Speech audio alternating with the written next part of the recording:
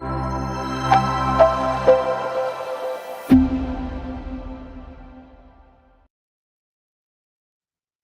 everybody, it's Ben Lewis over at the Financial Planning Association. Hope you're doing well. Thank you for joining us for the latest episode of FPA Live, where we have conversations with interesting people doing interesting things in and out of financial planning.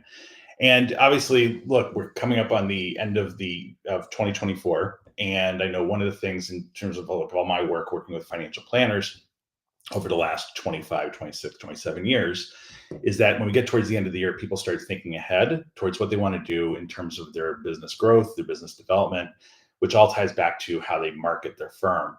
And obviously, look, financial planning is a very relationship-driven field. And as we approach the end of the year, the ways in which planners are actually promoting their organizations, promoting their companies, and promoting the value that they provide their clients has been evolving rapidly, and it just continues to change. So as we look to 2025, we wanted to have two people who I have known for a long time now, who do unbelievable work in helping financial planners build their authority through marketing, especially digital marketing and video. So let me go ahead and bring them in. Chances are you guys may have seen these two lovely individuals before. This is Laura and Sharon. They're co-founders of Idea Decanter, an agency devoted to helping financial professionals build authority and grow their practices using video. Laura, Sharon, thanks so much for joining us on FPA Live. I feel like it was the big reveal. Big I know, reveal. you made us sound like rock stars. Big reveal, yes. We had to bring you in the big reveal there. So this is going to be a fun conversation because you two are just at the top of your game when it comes to advisor marketing. But before we get to that, as I look at my watch here, it is now November 13th. So we are about 2 weeks away from Thanksgiving. So I'm going to kick it off by just simply asking you two, as you reflect on 2024, what are you most thankful for as we get to the holiday? I am thankful for the fantastic advisors who trust us with their video marketing. We just put together a video recently, because that's what we do, featuring some quotes, some testimonial quotes from advisors who have gotten real results from video. And for me, getting to see their success really feels like our success. Mm-hmm. And to piggyback on that, we couldn't do any of this without our amazing team. You know, Laura and I started this company. Oh my God, it's going to be 11 years in 2025. I can't even believe it. And it was just the two of us, and we did everything. And I think we worked 24/7 for a good 3 years. And now we have a team of something like 15 people. I guess that might be including us. So 13 people who help us every day make our business grow, but also make our lives bearable. I mean, can you imagine working 24/7 like for 11 years? That would just really lead to a lot of burnout. So a big shout out to our team, especially Sam and Tracy. I mean, without them, we would not be where we are today. Well, at FPA, we've had an opportunity to work with you two, and then obviously some folks over at Idea Decanter, Tracy and Sam in particular. And we just really valued the relationship that we've had with you two in terms of some of the video work that you've done for us. And so, you know, as I think about the things that I'm grateful for this time of year, I'm grateful for the relationship and the friendship that we've been able to build over the last few years. So thank you for everything there. And so, you know, it's funny because I think back to 2002. I actually had my people who know me, they know I had a PR agency that I ran. Had a team of about 12 people up until 2010, and then I decided to go into private consulting. And my whole business was focused on financial planners and financial advisors. And I know that is kind of the focus of Idea Decanter. So to kind of kick it off, I mean, not that you guys are Wolverine and, you know, Captain America, but tell us the origin story a little bit of Idea Decanter and how you all kind of found this niche within financial services and financial planners in particular. Well, our parents put us on a spacecraft to Earth. That was first. Right? I would love to say that we had the foresight, the vision to say, we should build this video marketing company specifically for financial services, but we didn't. Back in 2014, I think Sharon and I were sitting at my kitchen counter Both of us had recently relocated because of husband's job moves to the West Coast. I was in Portland, Oregon, and she was in Seattle at the time. And we were sitting at my kitchen counter trying to figure out, if we launched a business, what would it be? Mhm. And we knew video made a ton of sense because Sharon has this deep background in visuals, in portraiture photography and commercial photography. And I came from broadcast news. And we knew that video was going to be the business, but we were picking the industry. And I think at the time at my kitchen counter, we might have had some wine in hand.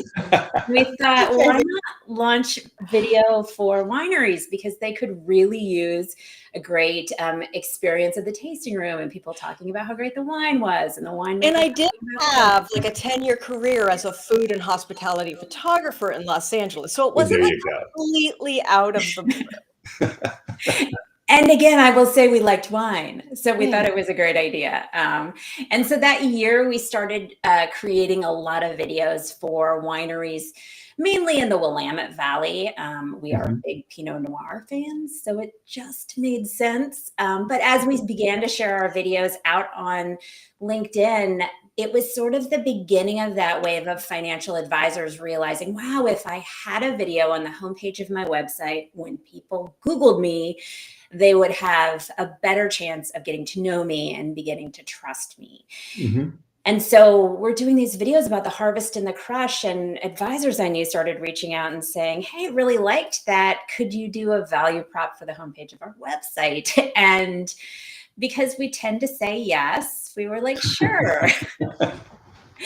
And fast forward, 6, 8 months, and Sharon and I took a hard look at the business and said, wow, these wine guys are trying to trade cases of wine for our work, Video. and our financial advisors are paying their bills. And where are we going to be in 2 years if we keep getting cases of wine?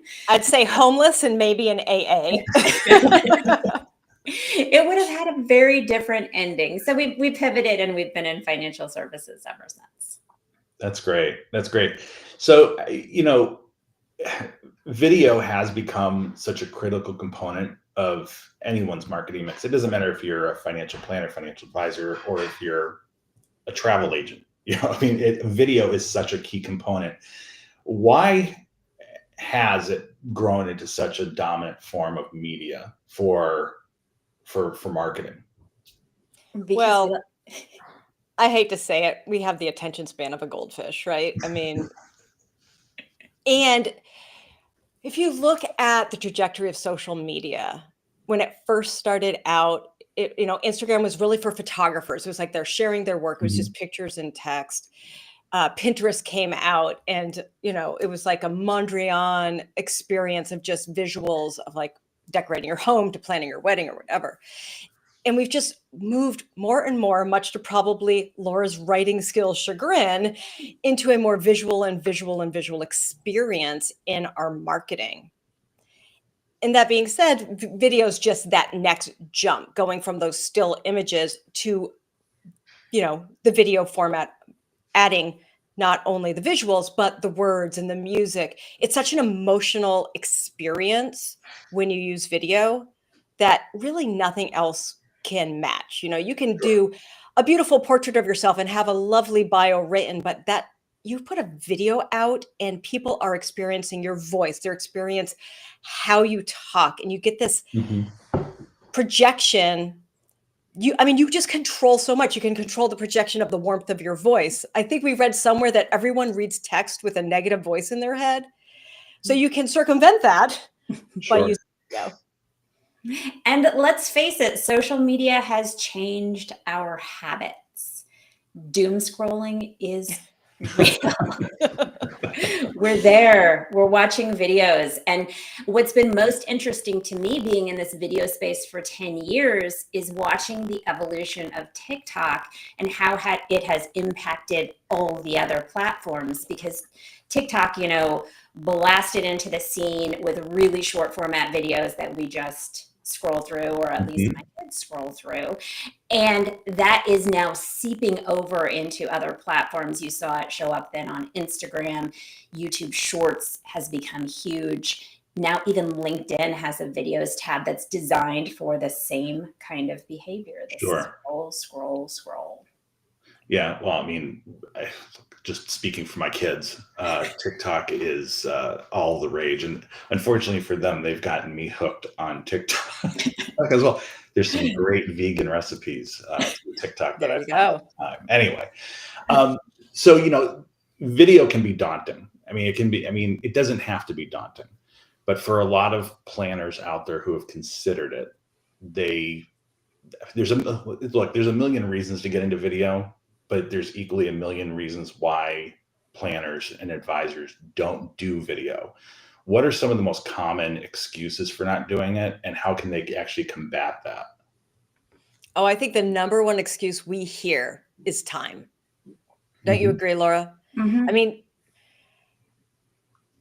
it's like anything. If you don't prioritize it, you don't make time for it, whether it's exercise, whether it's marketing, whether it's, whatever hobbies you have.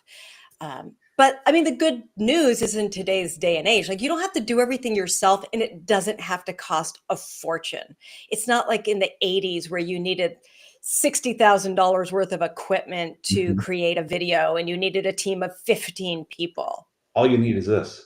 All you need is that and a good microphone, A please, good a mic. good microphone. I can't tell you how many calls I've gotten on with advisors who say, I just sunk $100,000 into building out this studio for video in my office. And I'm thinking, it seems like you're going a little far. Like the appetite for more like user generated content, the bar for production quality has changed over the last decade. It used to be you had to do something with a lot of bells and whistles, and today there are a lot of advisors having success just walking around talking to their phones, and it will continue to evolve. But if the barrier is tech stuff or the right equipment, which we hear too, I think that may be something in your head. Sure. Two other things we hear a lot are compliance. And from experience, would want every advisor to know that it is much easier than you think to get a video past your compliance department, unless you're, working for a specific wirehouse that has said you may not market with video.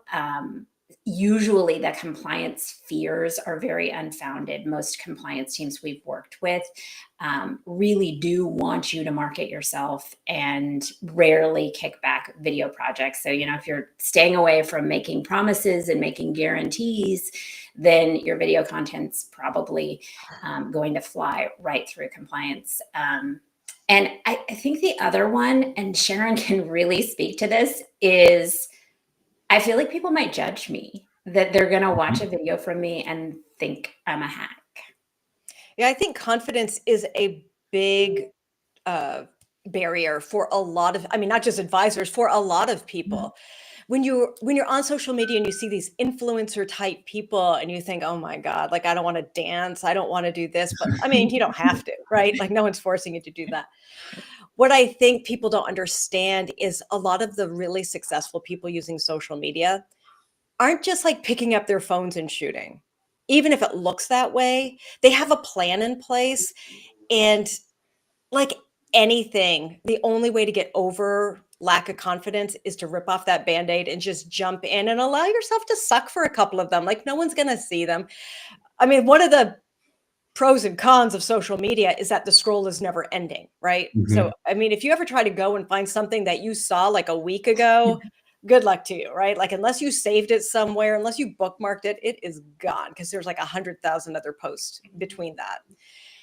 So allow yourself to just sort of be a beginner. And I mean, I think we all have big dreams. Like start small. Just start with something that's not going to be like for the lifetime of your career on your website. Like just do something small and fun to start and ease your way into it. Because We really by the time you get to that third or fourth video, the production issues aren't a problem anymore and you just start to relax into it. And that's really all you need to do. we have a saying around Idea Decanter that your first video is your worst video. And working with somebody who can help you through that can be a big, relief of that barrier. Sure. When we're working with advisors, they work with somebody who's helping them shoot that entire way. They're listening for the mistakes. They're looking for, like, if your hair looks crazy, all of those things that you just forget about when you're doing it all yourself. Sure. Yeah. I mean, the reason why I personally like video is that there's authenticity behind it, right? I mean, to what you were saying before, I think, Sharon, was, reading something that's written, people kind of put that negative voice in their head while they're reading it. But when you can actually let your personality come out and people can kind of get a sense for how passionate you are about the subject matter, what have you, it tells a different story. It gives people a different perception of who you are. One of the things I've wondered is about the production value, like the quality of the production. Mm-hmm. I mean, some of the best videos I've seen that advisors have been doing, it doesn't have all the bells and whistles and all the fancy stuff. I mean, so what is the balance there in terms of wanting to have something that looks really overly professionally produced and something that's just kind of like in the moment, capturing some great content? I mean, what is that balance? I think you have to jump to the end before you ever record that video or Mhm. make that decision about production quality. Is what is the use case? What are you doing with it? What's the job of the video? And if the job of the video is to be a first impression for someone who Googles you on the homepage of your website or on your bio page of your website, which is for most advisors the second most hit page on their website, I think production quality does matter. I mean, Mhm. you've spent the time you've been in the industry building your brand, and you want that first impression to be great. But when it comes to social media video, when it comes to video that you're mainly pushing out through email marketing, the production quality expectations have definitely come way down. And people don't see videos anymore of the advisor walking around, walking their dog, talking about their latest insight that relates back from their life to financial planning, Mhm. and say, oh, that person doesn't look professional. That person couldn't possibly be my advisor. So you just have to navigate that for yourself and think about how people are consuming it. And I think you could do different production values for different avenues. You know, when you look at, say, LinkedIn versus Instagram, Mhm. LinkedIn is very, it's a different audience. So Sure. you can just have your camera set up and be a little just more authentic, off the cuff. Instagram, I feel like there's more of a bar of adding a little bit more creativity to it, but it doesn't mean that you have to go like full on full production value. I think you just need to think about, to capture people's attention, like, what can you do? I think Laura interviewed someone and they were like, every 7 seconds something should be happening in those short quick videos to keep people engaged. So you don't just want to have a static shot, like move around, come forward, and don't forget captions. I think still 80% of people are watching videos without the sound on because we're multitasking all the time. We're watching TV, doom scrolling, whatever. Make sure you use those captions. And I think every single platform has automatic captions built in. And this is just my own personal like plead to the populace, like just proof your captions. We don't need to add more like random things into the world. Just proof your captions. And speaking of having something happen every 7 seconds, Well, we always welcome dogs at Idea Decanter. yeah, absolutely. They make for a better video, Ben.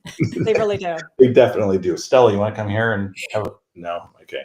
All right. So one of the things, and you were talking about LinkedIn there for a second. I know one of the things you guys are currently looking at is like the 5 trends shaping advisor marketing in 2025.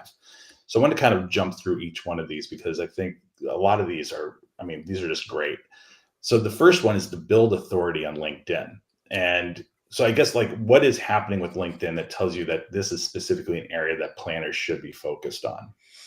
Well, if your target audience of ideal clients, your prospects are on LinkedIn, if they are still in the working world, if you can target them by occupation, by geography on LinkedIn, then that is a great platform for you to try to own with thought leadership. And it's a great place to build authority. Two things we're seeing a lot of on LinkedIn right now is the longer format thought leadership content. So 250, 300, 500 words, and shorter format videos. So we're talking like 60 seconds or less. I mentioned earlier that LinkedIn has kind of a new videos tab that's going to be sort of the scrolling experience. So leveraging both of those. And I read a stunning statistic recently that only 1% of LinkedIn users are considered content creators, are regularly pushing out content, which shows you that there is a huge audience out there, albeit they might not be getting on LinkedIn every day, but there is a huge audience out there that you have the chance of reaching if you are regularly pushing out content. Okay. Now, the second one is about leveraging the power of AI. Now, AI is it's one of those hot button issues that's really permeating all society, but especially in financial services, about how you use it and how you use it the right way. What you guys are talking about is utilizing AI as basically creating like an extension of your marketing bench, right? And so how could advisors utilize AI effectively to support their marketing and specifically in video development? One of my favorite ways to use AI right now is to search for keywords that people are looking for. So, one of the barriers I think to video is like, what am I going to talk about? And you can easily jump over that barrier, go into AI and just search for what are people who are 55 years old or whatever age bracket you want. What are they looking for? What are their concerns about their finances? And ChatGPT will just feed you up a whole document that you can then go into work on. I just did this. I was like, what are the biggest hurdles for people using LinkedIn? I got 50 tips on what to do. So guess what I'm going to do? I'm going to make some videos. I mean, that's the easiest way. What else, Laura? I mean, I use it a lot to clean up my scripts. Someone we love said, use AI like your stupid summer intern, which stuck in my head. But the more directions you give the platform you're using, I use Microsoft's Copilot a lot, the better the prompts, the better the output. So a lot of times I'll write an article and stick it into Copilot and say, give me a social post for it. And then I use that as a nugget, do some rewriting. But it's just a great tool to get things rolling. That's great. Yeah, I mean, I know it all comes down to the prompts and how you feed the information to the system to get the results that you want. But yeah, I mean, I'm a firm believer in utilizing these kinds of tools to at least give yourself a starting point, because sometimes that's the biggest hurdle is just getting the initial idea, and then you can kind of do your molding from there. Yeah. So, in the first trend, you talked about LinkedIn. And so the third trend is about riding that YouTube wave. I mean, I'm really interested in hearing more about why you think this is an area that specifically advisors should be looking at. Well, let me drop a statistic and then let Sharon answer that question. Okay. YouTube has 4.95 billion active monthly users. Billion. Half the A planet. lot of people. I think a lot of advisors, especially the ones we work with, they have their videos and their website developers are just embedding those videos in their websites. And they look great. Like they're clean. They don't have the YouTube, text on top. But when you are playing those videos, you're only getting metrics on your website. Now, there are certain reasons to do that. Say your homepage video or your bio video, you just want a very clean user experience. Mhm. Totally get that. But when you're doing videos that are educational or on the blog, if you embed them from YouTube, then you get twice the amount of analytics. You get your website analytics, but then you also get those YouTube analytics that are clicking through. And what YouTube wants is they want you to establish your niche, right? Like, what do you talk about? And once YouTube understands what you talk about in your videos, then they know what category to feed you up in. And what we're seeing, I mean, I just did these analytics for a client of ours. They have 0 subscribers on YouTube, 0. But their content has been fed into the YouTube feed over 1,000 times. And of those 1,000 impressions that YouTube sent out, they got 2.2% of those people to watch their videos. So something like, I don't know, I'm not a mathematician. 200 people? I don't know. The financial advisors can go tell me I'm wrong. But that's amazing, right? Those are people that don't necessarily follow you. They don't know you, but they're getting your content. So if you're looking at trying to attract, say, the next generation of investors, if you're looking to attract Gen X and millennials, or even, I mean, Gen Zs are graduating from college really soon, Right. if not already. They're going to be needing your help, maybe not today, but certainly in 10, 15 years. If you're targeting those people and getting out there, creating some short format educational content on YouTube, and those shorts are getting into their feed, you're getting that brand awareness from day one before they even know they need you. And YouTube So there's a is lot the of power. second most popular search engine today after Google, and it's owned by Google. So YouTube is it's a great wave to ride. And if you Google yourself, look at what comes up first in that search. I bet you it's not your website. It's going to be your LinkedIn profile. It's going to be, if you're on YouTube, that's what comes up first now in Google.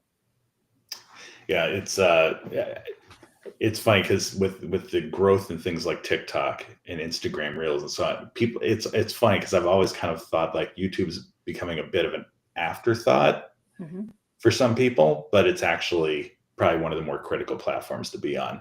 So but I will say that financial advisors are a little handcuffed because most of them can't have the comments turned on YouTube. So they don't get that social media benefit, but they can still use that search engine and that algorithm to boost their profiles. Right.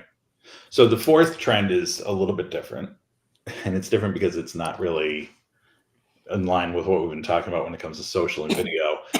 And that is to leverage the power of email.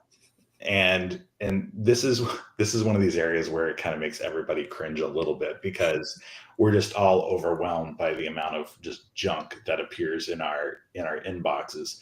So when you talk about leveraging email, how can they do that in a way where it doesn't just add to the noise, but it kind of cuts through the noise? Well, send a video.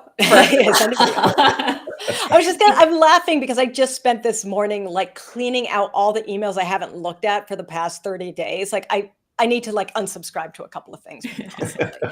But I will say that even though we're inundated in email, there's no other platform that you have at your disposal where you have some control over how it looks. Like, when you send it, if you are one of the fortunate people who can use an ESP and you can see the metrics and you can see who's opening it, you get some really hard data about what people are opening and what people are clicking. And then you can use that to your advantage as you go forward in your email marketing.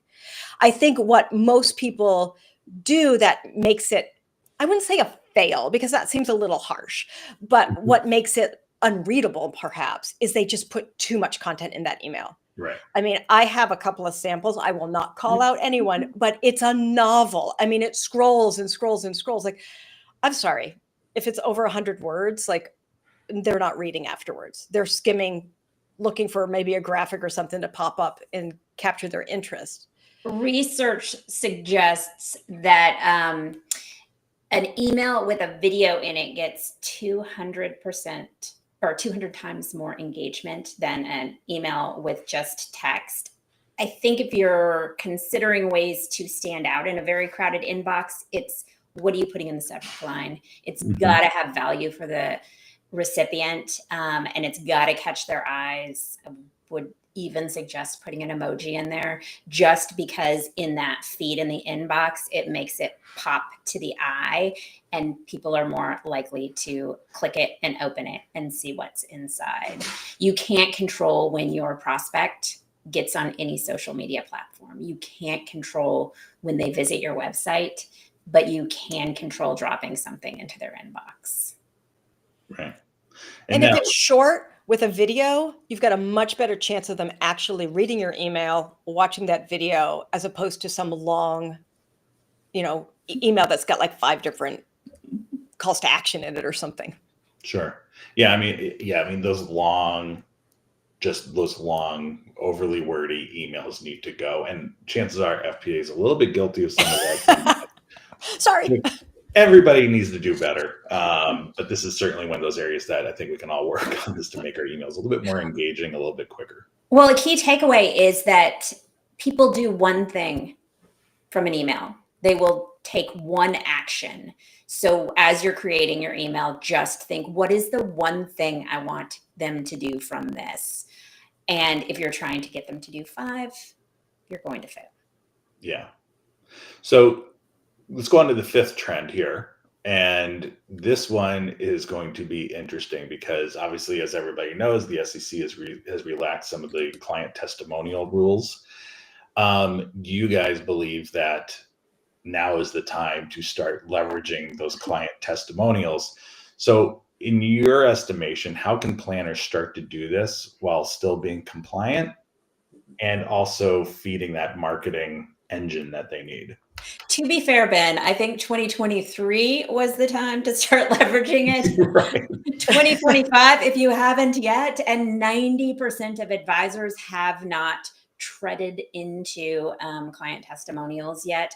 I think the first thing to do is to reach out to your compliance and ask, what am I allowed to do? Video testimonials we love because it is other people saying great things about you, and really builds that powerful social proof. And then you have to use those videos in ways that are very visible. Drop it on your website, push it out on your social, email it to prospects in your lead funnel, all of those things. But start with compliance. Start by asking, what are the rules and regulations? Because you'll be surprised how many of your clients actually do raise their hand and say, yes, I will write a testimonial for you, or I would love to be in a video. You just have to simply understand what guardrails you're operating within and then take the next step. And there's some very easy ways to match what compliance wants from you. I mean, the ones that we know is like, you need to have that text that says like, this is an actual client. They haven't been paid. It needs to be over the image of them speaking in the video. It can't just be necessarily tacked on at the end.